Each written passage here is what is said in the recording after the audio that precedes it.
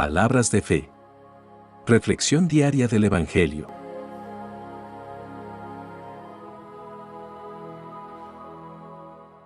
Lectura de la carta del apóstol San Pablo a los Efesios, capítulo 4, versículos 1 al 7 y 11 al 13.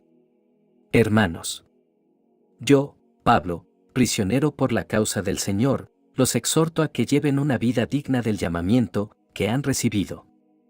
Sean siempre humildes y amables. Sean comprensivos y sopórtense mutuamente con amor. Esfuércense en mantenerse unidos en el Espíritu con el vínculo de la paz. Porque no hay más que un solo cuerpo y un solo Espíritu, como es también solo una la esperanza del llamamiento que ustedes han recibido. Un solo Señor, una sola fe, un solo bautismo, un solo Dios y Padre de todos, que reina sobre todos, actúa a través de todos y vive en todos. Cada uno de nosotros ha recibido la gracia en la medida en que Cristo se la ha dado. Él fue quien concedió a unos ser apóstoles, a otros ser profetas, a otros ser evangelizadores, a otros ser pastores y maestros. Y esto para capacitar a los fieles a fin de que, desempeñando debidamente su tarea, construyan el cuerpo de Cristo hasta que todos lleguemos a estar unidos en la fe y en el conocimiento del Hijo de Dios, y lleguemos a ser hombres perfectos que alcancemos en todas sus dimensiones la plenitud de Cristo. Palabra de Dios.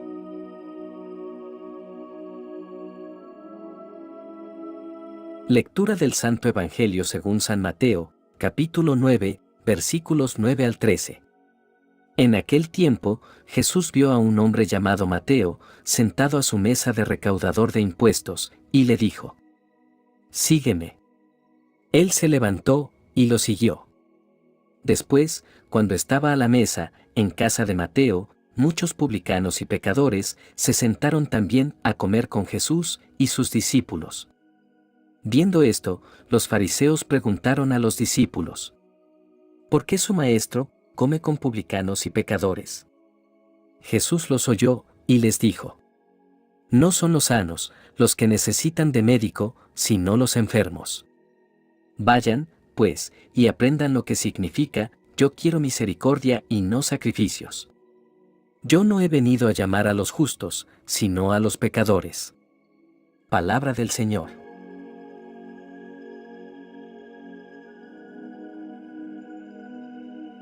Hoy nos encontramos un día más para reflexionar sobre las lecturas de la Sagrada Escritura que nos hablan de la llamada a la unidad en Cristo y la importancia de la misericordia en nuestras vidas. En la primera lectura, el apóstol Pablo comienza exhortándonos a vivir de manera digna de la vocación a la cual hemos sido llamados. ¿Qué significa esto?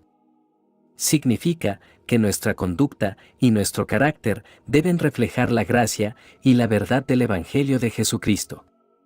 Como cristianos, somos llamados a una vida de santidad y amor, a seguir el ejemplo de nuestro Señor. Vivir de manera digna nuestra vocación implica humildad, mansedumbre, paciencia y tolerancia.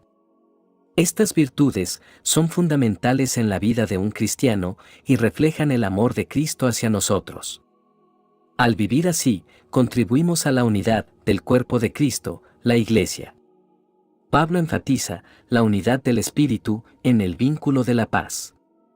La unidad es un tema recurrente en las Escrituras, y aquí se nos recuerda que como cuerpo de creyentes estamos unidos por el Espíritu Santo. Esta unidad no se basa en nuestros méritos, sino en nuestra relación con Dios a través de Cristo. La unidad es esencial para el testimonio cristiano en el mundo. Cuando los cristianos están en desacuerdo o divididos, el mundo no ve el amor y la paz que Jesús nos enseñó.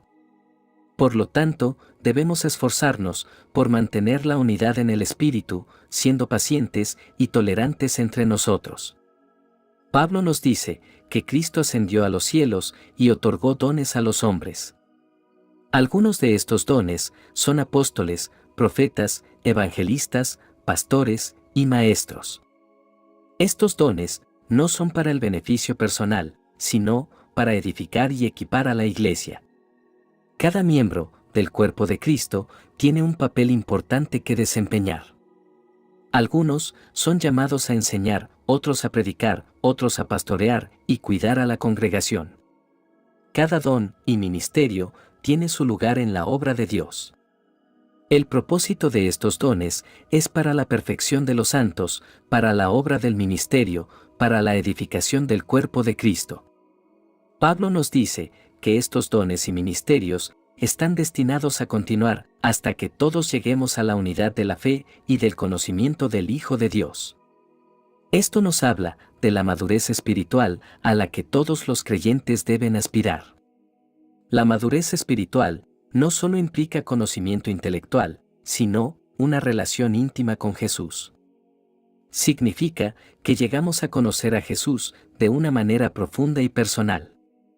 Esto nos lleva a una fe más sólida y a una vida que refleja cada vez más el carácter de Cristo. Pablo advierte a los creyentes sobre la importancia de no ser niños espirituales, fácilmente influenciables por toda doctrina que se presente. En un mundo lleno de filosofías y enseñanzas, es crucial que los cristianos tengan un fundamento sólido en la verdad de las Escrituras.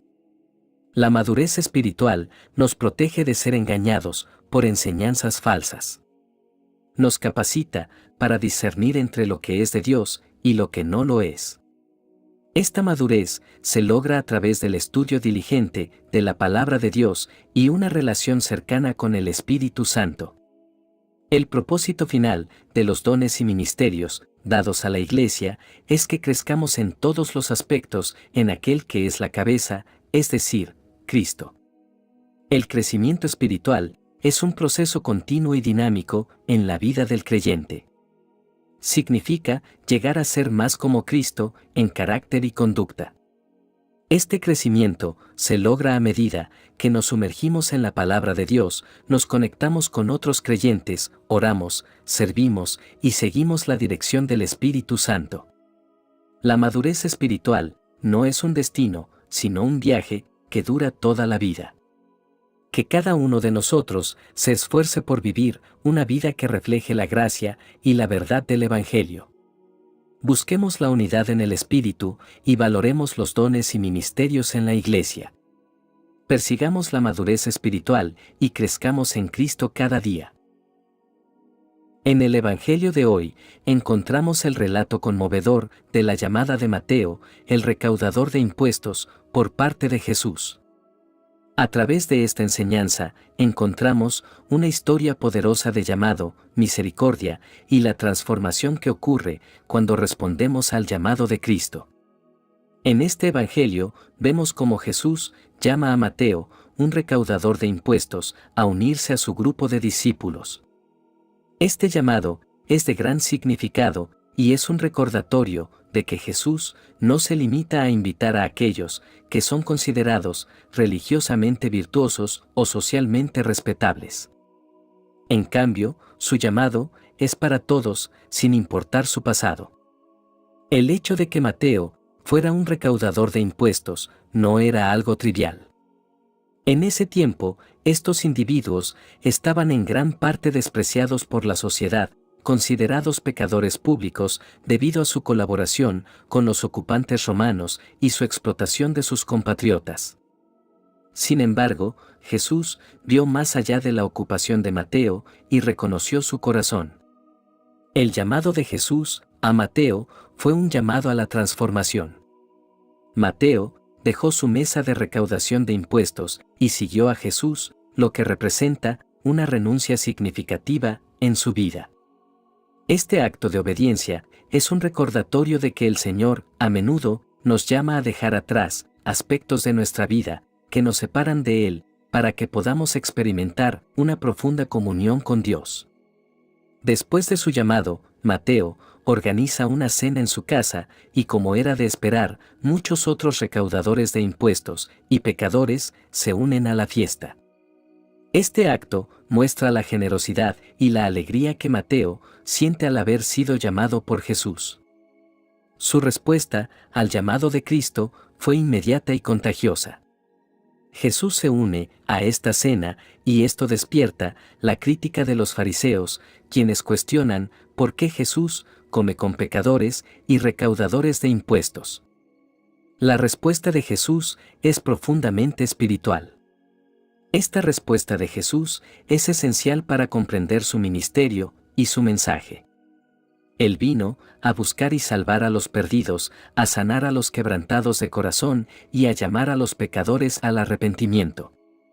La frase que dice, misericordia quiero, y no sacrificios, es una referencia al Antiguo Testamento en el libro de Oseas y enfatiza la importancia de la misericordia y la compasión, por encima de las prácticas religiosas vacías. Jesús no estaba interesado en la autojustificación de los fariseos ni en su apariencia externa de piedad. Él buscaba a aquellos que reconocían su necesidad de salvación y estaban dispuestos a arrepentirse y seguirle. La cena, en casa de Mateo, se convierte en un testimonio vivo de la misericordia y el amor de Jesús hacia los pecadores. La historia de Mateo y su llamado por Jesús tiene muchas aplicaciones en nuestra vida hoy en día. Nos recuerda que todos nosotros, sin importar nuestro pasado, somos llamados por Cristo. Su llamado a seguirle y experimentar su amor y transformación es para cada uno de nosotros. También nos desafía a examinar nuestros corazones y actitudes hacia aquellos que pueden ser considerados pecadores o marginados en nuestra sociedad. Jesús se asoció con ellos y mostró misericordia y amor. Nos llama a hacer lo mismo y a ser portadores de su luz en un mundo que a menudo necesita desesperadamente su amor. Además, esta historia nos recuerda que la religión vacía y las prácticas externas no son lo que Jesús busca. Él anhela una relación viva y amorosa con cada uno de nosotros. Su llamado es a una profunda transformación del corazón, a un arrepentimiento sincero y a una vida de seguimiento comprometido. Queridos hermanos, la historia del llamado de Mateo, por Jesús, es un poderoso recordatorio de la gracia y la misericordia de nuestro Señor. Nos muestra que ningún pecado o pasado puede separarnos del amor de Cristo. Nos desafía a responder a su llamado con alegría y generosidad, compartiendo su amor con otros. Y nos llama a buscar la misericordia sobre el sacrificio y a vivir una vida de profunda transformación en Cristo. Oremos juntos por la gracia de vivir una vida de misericordia y humildad. Oremos. Padre Celestial, te agradecemos por el ejemplo de Jesús, quien vino a este mundo para mostrarnos tu amor y tu compasión. En un mundo lleno de juicios y orgullo, te pedimos que nos llenes de humildad. Ayúdanos a reconocer nuestra necesidad de ti y a tratar a los demás con respeto y amor. Señor de misericordia, te pedimos que nos des la gracia de perdonar a aquellos que nos han herido y de mostrar compasión a los que sufren. Que nuestras vidas reflejen la misericordia que recibimos de ti.